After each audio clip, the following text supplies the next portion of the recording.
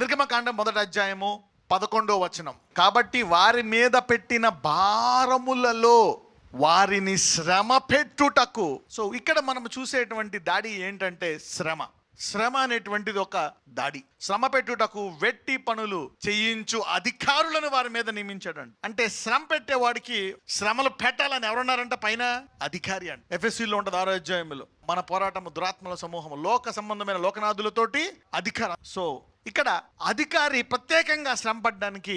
ఇక్కడ వీళ్ళెవరు?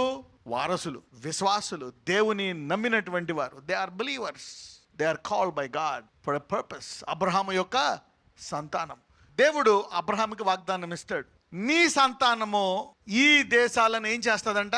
స్వతంత్రించుకుంటుంది అని దేవుడు అబ్రహాముకి ఒక వాగ్దానం ఇస్తాడు. ఇక్కడ చూస్తే every promise has an attack and an attack has a purpose. ప్రతి వాగ్దానానికి ఒక శ్రమ ఉంటుంది.